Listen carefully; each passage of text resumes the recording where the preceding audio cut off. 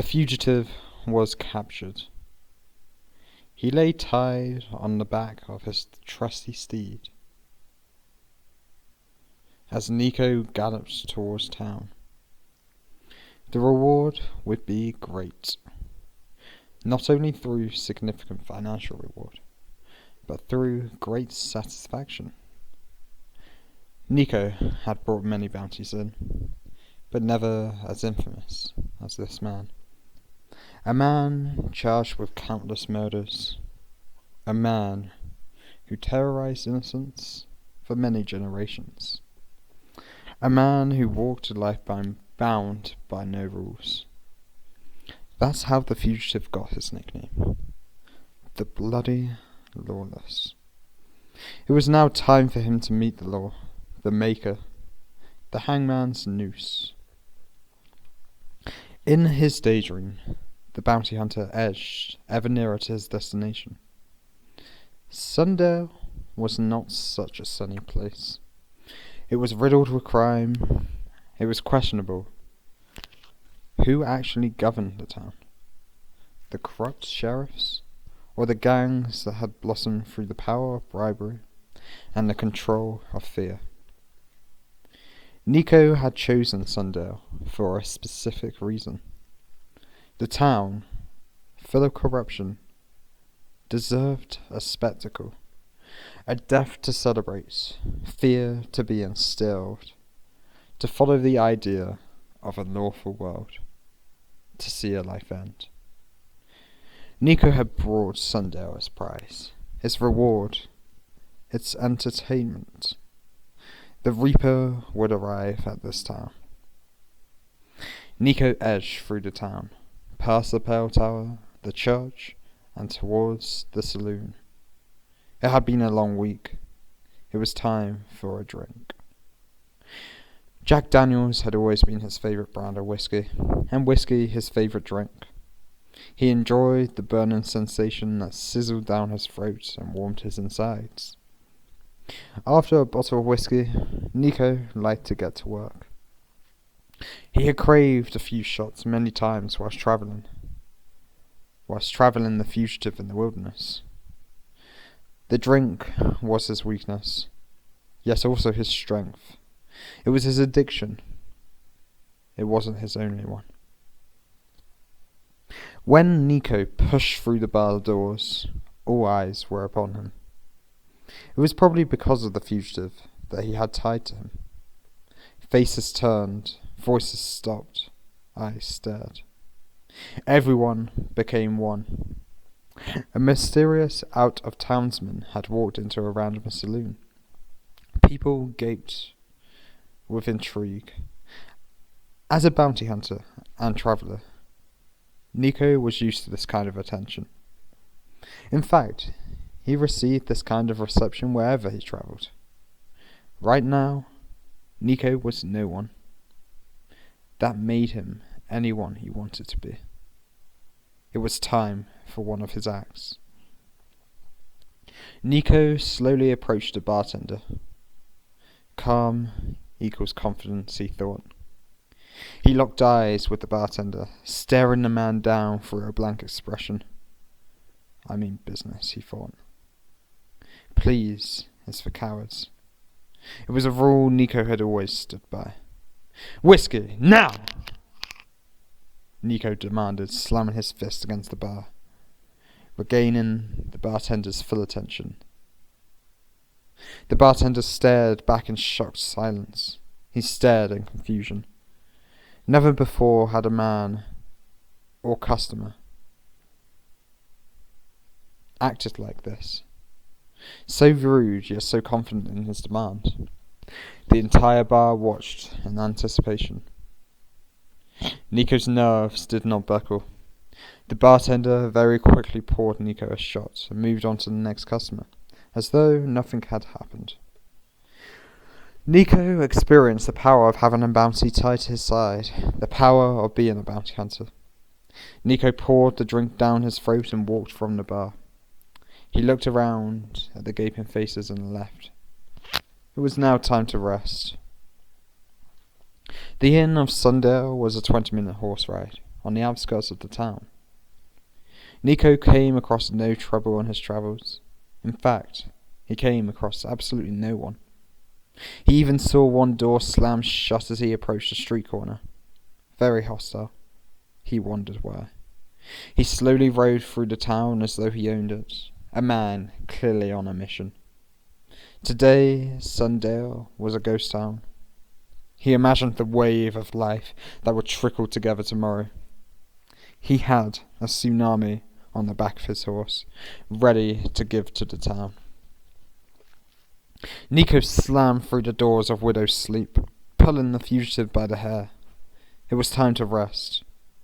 Rest was expected, but the atmosphere of the inn did not cater to Nico's needs. Sleep had to wait. The inn was alive. Around 7 people hung around in the inn's main quarters. Drunk laughter crackled from a woman directly ahead. She must be the crazy lady, Nico thought as he continued to scan the room. One man stood leaning against a wall, his pearly whites on full display, smiling directly at Nico. We have ourselves a smiler, Nico mused, turning from the man's gaze. A bigger, larger man sat on a wooden stool, his face slumped against the bartender's bar, a beer cradled on his lap. The drink was spent, but not used. The drunk. One man hung in a crowd of 3. He was making all the jokes and conversation on his merry table. A sheriff badge clung to his chest. Authority or corruption, Nico wondered to himself. We have ourselves a man of the law. The bartender gazed at Nico and his hostage with great suspicion. We have ourselves a trigger-happy, suspicious fool, Nico analysed. Overall, the crowd seemed fine. Fine people indeed. Lucky what we have here. Nico turned, wondering what to expect. The popular sheriff met Nico's gaze. He held a grimace as though he was greeting an old friend. I'm Sheriff Cartwright, and you must be... Cartwright extended his hand, inviting a handshake as he introduced himself. Nico, being a cautious and sceptical man, took one look at the hand. We met Cartwright's gaze, whilst rejecting the shake. Not much of a talker, huh? Cartwright mused. Don't worry about it. You can talk though, can't you? Perhaps a few drinks will open you up. With that, Cartwright span towards the bartender whilst clicking his fingers. Put a few in the house, Gibson. The bartender nodded and got to work. So what brings you all this way? Cartwright questioned. Is this a bloody interrogation? Nico speculated. Does this man know?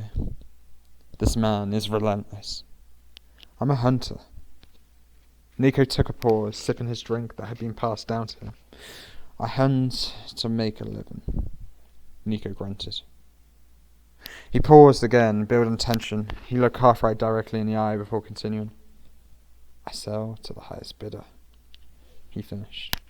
Cartwright was shocked by Nico's calm mannerisms. For a few seconds, he was caught off guard by the other man's comfortable presence.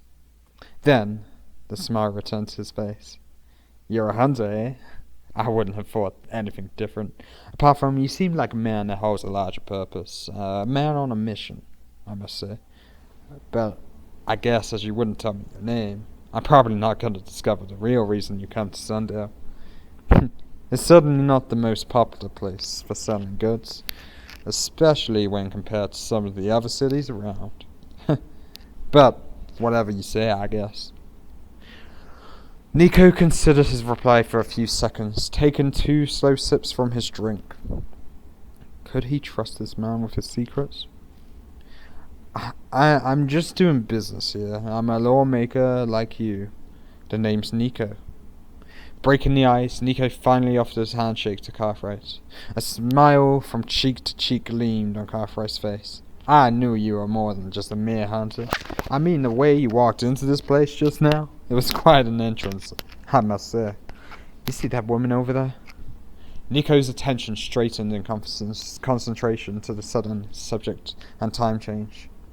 He very carefully took a look behind him. Subtly, careful not to alarm the subject, Nico inspected the area Cartwright nodded at. The crazy lady sat alone, staring directly towards Nico, staring through his soul. Nico locked eyes for what seemed like an eternity, then looked back to Cartwright. Do you know her? She's given you quite a stare there. Nico considered the face of the lady he just saw. She did look familiar, but he could not pinpoint exactly where from. She's no one I know, but I wouldn't want to cross her path. Not someone to be trifled with, I don't think, Nico joked. Certainly not someone you would like to lay in bed next to after a wild night, Cartwright sniggered. Here, have another few drinks. Do you have a favourite? The night ended in whiskey. Whiskey galore. A huge mistake. Nico clambered up the stairs, crashing against the banister of the staircase in his drunk slumber. His senses were weakened by the poison that was now attacking his liver. He barked at the fugitive, who resisted the push Nico forced against his back. Tonight, we sleep in the same room. All of Nico's senses were dulled down, apart from his killer instinct. Something was wrong. Someone knows. Although drunk, Nico was on full alert, and had taken extra precaution. He felt the blade concealed in its shelf, tucked under his tunic. Is tonight the night it will be used? It had been a while, but Nico was ready for anything. Nico slammed the door of his room. He was safe. Safe to take a look. Also hidden in his tunic was a parchment he could not afford to get in the wrong hands. It read, Wanted dead or alive, Ocean, the bloody lawless. Reward, 1 million alive, 100,000 dead. Nico looked across the room, straight at Ocean, straight at the fugitive. Ocean, it is time to go to sleep. The lights went off. Screams erupted the room. Cartwright sprinted out of his door on full alert, pistol in his hand, loaded and ready to be used. What the hell was that? He thought. It sounded like a banshee from downstairs. He turned around the corridor, led to his room, and descended the stairs in a slow and cautious manner. That was when he saw it. His first thought was, did I really have that much to drink? But after rubbing his eyes, the nightmare was revealed as his reality. Gibson, the bartender, sat slumped against the bar, whiskey in hand. Typically, Gibson hid a sawn-off shotgun under the bar. Cartwright knew the precaution of his friend made in case of robbery. Tonight, the shotgun was out. Cartwright felt sick from the sight of his friend, his own weapon protruding out of his mouth, half of it jammed down his gullet. Gibson was dead. Who would do this? Cartwright whispered. I did.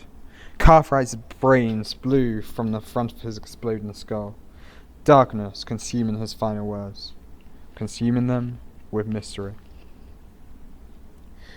Nico woke in his room, fatigued from the events of the previous night. Ocean slept on the floor, battered and bruised. It was what this scumbag deserved. It was something Nico wanted to do all night. When he got his chance, he did it. Ocean was beaten to a pulp. Nico prevailed the little resistance that was thrown against him. The darkness helped. Nico was used to it, and used it to his advantage. Nico waved his hangover away and got changed for the day. Eventually, he entered the inn's main room. Nico was the first to discover the two corpses.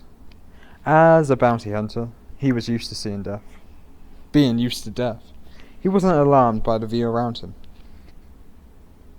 Being used to death, he did not buckle to the stench that exploded around the room. Blood and brain were scattered around in unexpected places. Well, what do we have ourselves here? Alarmed, Nico spun towards the voice. A silhouette emerged from the darkness under the staircase. The smiling man revealed himself from the darkness. The smile was still wild, the smile still wide on his face.